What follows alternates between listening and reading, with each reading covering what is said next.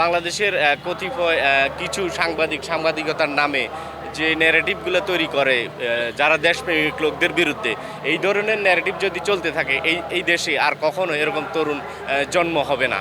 এই জন্যই তারা এই আঘাতগুলো করতেছে। এখন দেখুন, এখানে আমার মনে হয় যে বাংলাদেশের পরবর্তী 100 বছর এরকম একজন হাদি জন্মগ্রহণ করবে না। কারণ হাদি আসলে এখানে বাংলাদেশের আপামর জনতার যে জনপ্রিয়তা অর্জন করেছে, সেটা আর আমার মনে হয় পরবর্তী 50-100 বছরে সে কেউ পারবে না। হাদি এমন একজন লোক যিনি শিক্ষা, তার দক্ষতা, সমগ্র দিক থেকে তিনি এই জাতির ভালোবাসা অর্জন করেছেন। এবং আজকে আমি যেখানে দাঁড়িয়ে আছি সেখানে আসলে আমারও এখানে এই অবস্থায় দাঁড়িয়ে থাকার কথা না। বাংলাদেশের কতিপয় কিছু সাংবাদিকতার নামে যে ন্যারেটিভগুলো তৈরি করে যারা দেশপ্রেমিক লোকদের বিরুদ্ধে, এই ধরনের ন্যারেটিভ যদি চলতে থাকে এই দেশে আর কখনো এরকম তরুণ জন্ম হবে না। এই জন্যই তারা এই আঘাতগুলো করতেছে।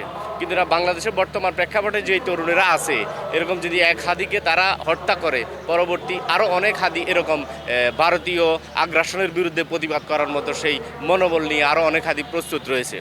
এবং আমরা আমি এর আগে আমি প্রথম আলো বিশেষ করে অনেক আগ থেকেই পড়ি, ছোটোবেলা থেকে। এবং তাদের অনেকগুলো নিউজ দেখলে বিভিন্ন পক্ষ এক এক রকম নিউজ দেয়। আপনি যদি দেখেন যে বাংলাদেশের মুসলিম বিদ্বেষী যত নিউজ আছে, তারা অত্যন্ত সুকৌশলে এগুলো দেয়। এটা আমি এগুলার পক্ষে না যে ভাঙার, কিন্তু এটা তাদের কর্মের বহিঃপ্রকাশ আমি মনে করি। ঠিক আছে, আপনি যদি সাদাকে সাদা বলতে না পারেন, কালোকে কালো বলতে না পারেন, তাহলে আপনি আসলে প্রকৃতপক্ষে মানুষ না, দেশপ্রেমিকও না।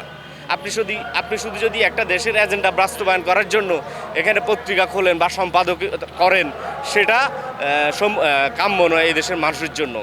এখন আপনি যদি শুধু একটা জিনিস নিয়ে পড়ে থাকেন, আপনি 71 অবশ্যই আমাদের একটা স্বাধীনতার বিষয়, এবং 24কেও আপনাকে স্বীকার করতে হবে।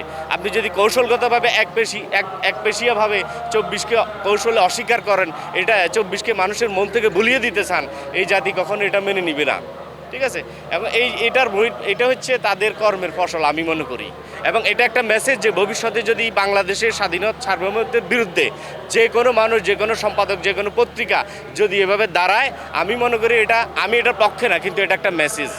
এটা আমার ব্যক্তিগত মতামত।